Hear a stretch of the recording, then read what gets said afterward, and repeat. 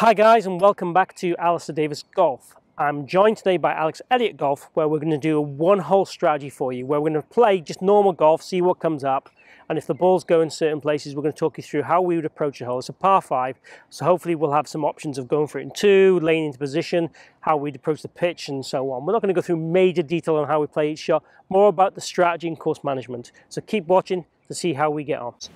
I want the ball to land kind of here. You can see that on the camera, and I'll put a line on it where that bunker is.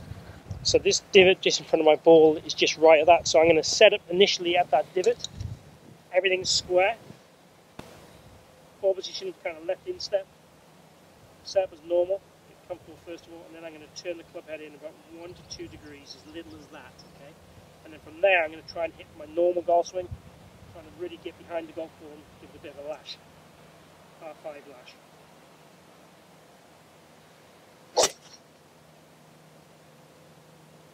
Okay, so I've locked it out down the right hand side, didn't get the draw, it's safe.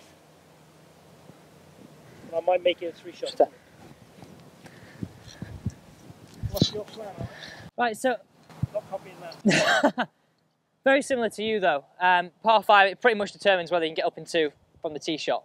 I instinctively go a little bit more aggressive with my swing on the par 5. I think it's one of them holes where psychologically I feel like if I hit a good tee shot and I really can give it a little bit more of a hit, depending on where the trouble is as well, I can really take advantage of the hole. Now I'm not saying that's for everybody, it might just be hit the fairway, but for me personally, I really try and feel like I'm going to hit this shot not as hard as I can, but as hard as I can with balance. So that's really my strategy. I'm going to try and play that high draw like you did, take advantage of that hole and kind of mirror that whole shape.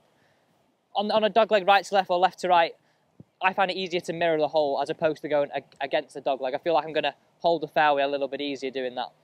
So for my routine, I kind of have 2 practice swings. I kind of have the first one feeling my technique. So that at the moment, I try and feeling like I'm wide on the way through. So my first practice swing is feeling it wide on the way through. Then my second one is really kind of as if I'm hitting the shot. So I'm going to do a practice swing with some intent there. So I've got some real intent in this. I'm actually picturing myself hitting the shot. And really be really descriptive in your mind and where that ball's going to go and follow it almost like the shot tracer. We've all seen the app on Instagram. Create that shot tracer in your head.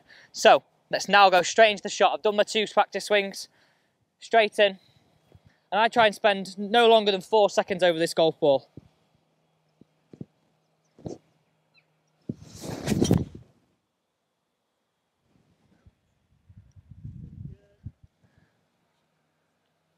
Not quite the drawer after, but pretty much in the right area we wanted it.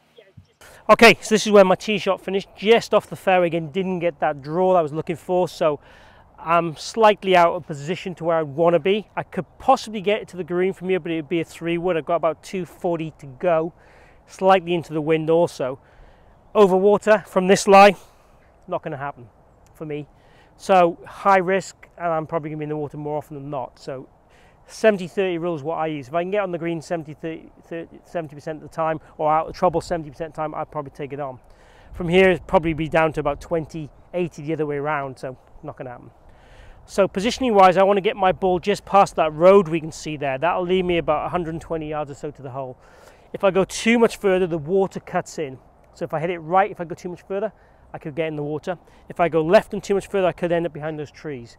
So I'm playing to a zone where I can't go in the water or can't get to the trees and get myself in the fairway, and I can still reach the green easy in 3. So I'm going to take just an 8 iron. This goes about 140 yards max. I've got about 130 yards to that road, and there's about 50 yards from there to the water. Plenty of room. Obviously I've got the rough, good lie, relatively speaking, but I might get a little bit of a fly, but 8 iron still gives me plenty of room. Okay. I'm going to play it completely as normal. I don't need to address anything. I'm going to aim at that tree though on the right hand side, on the left hand side, the right hand and the left hand trees. That's my aim.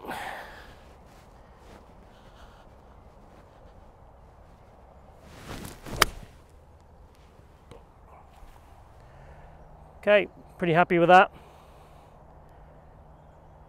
Down in the fairway, just right at the tree. Perfect.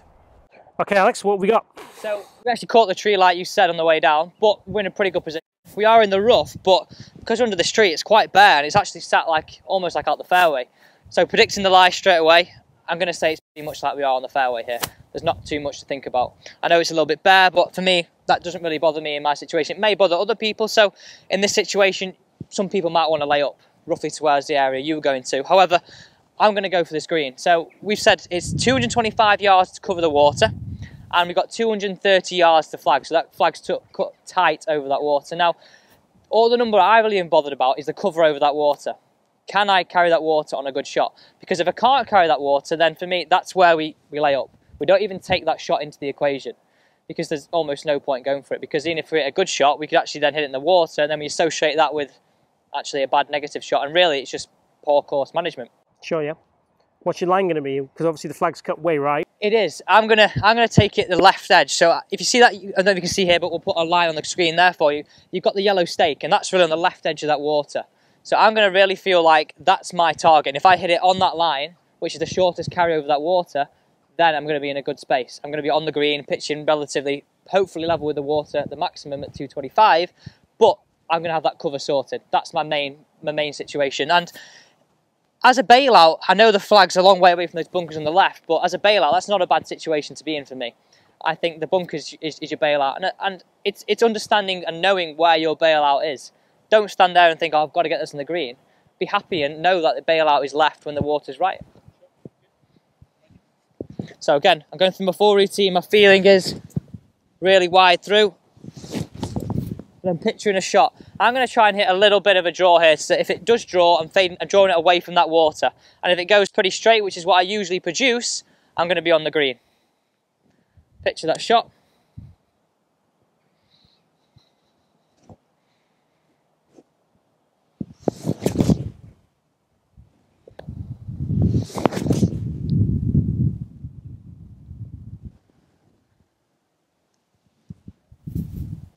Okay, so I've left myself 95 yards for my third shot. Again, flag cut way on the right. I'm not taking the flag on totally, even though it's a short shot. I'm going to go about 15 foot left of the flag. The screen or slopes that way too, but I'm just going to try and really get the right purchase, the right distance to get myself pin high. Let's have a go at the shot.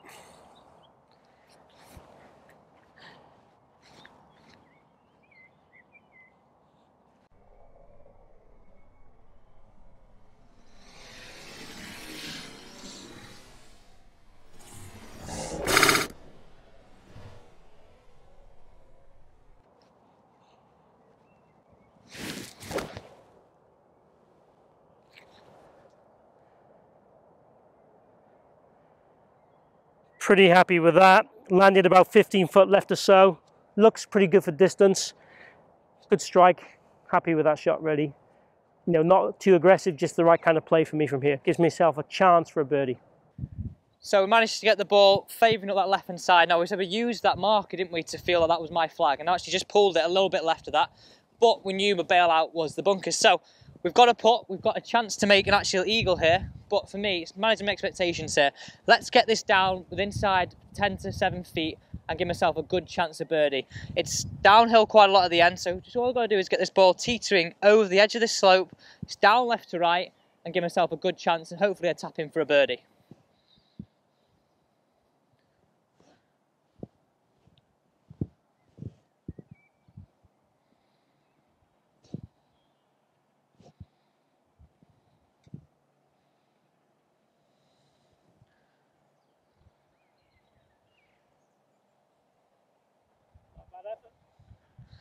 Let's go see if we can hold it.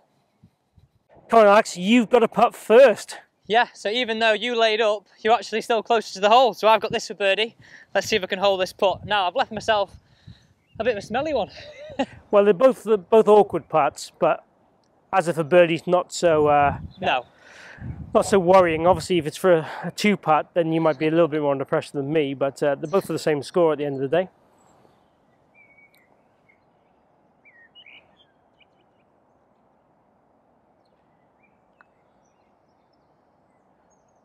Ooh, he's opened the door for me. Oh no. So give me for a 5. Take it away. So strategy, aggressive, made a 5. Strategy, defensive, not on purpose, but defensive because of the tee shot. Let's just see what I can make.